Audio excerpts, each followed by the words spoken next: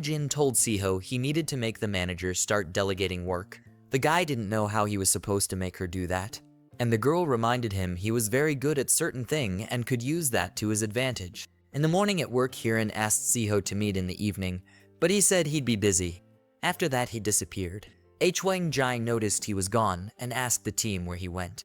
Everyone was surprised he'd left without informing the manager. In the evening, he returned and asked Hwang Jai to review some documents. He had managed to convince a company to cooperate with them. The next day, he secured deals with 2 more.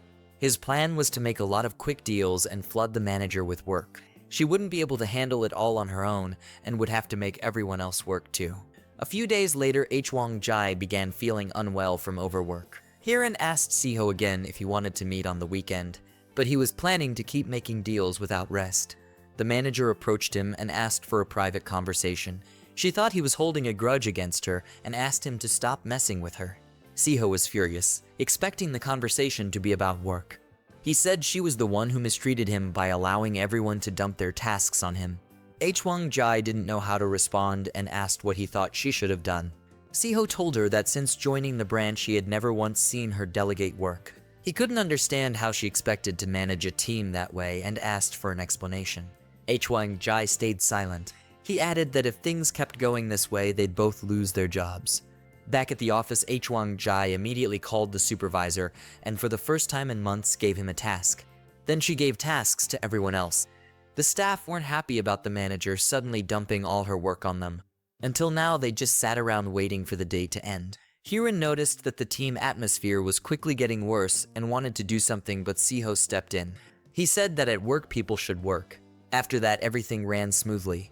Siho was satisfied with the results. Unlike the others, he went to the break room for water and overheard his coworkers talking about him. They were trying to convince the manager that he was aiming to take her position and acting like he owned the place. Hearing this made Siho angry. He walked in and asked Hwang Jai to talk in private.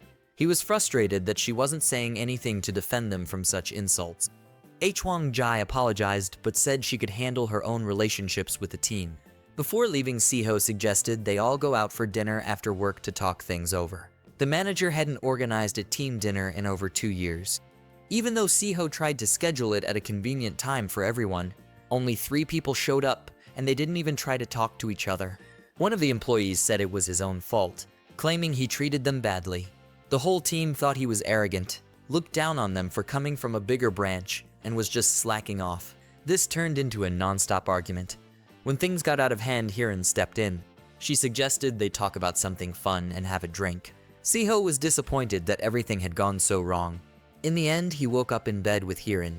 Things had gotten even worse.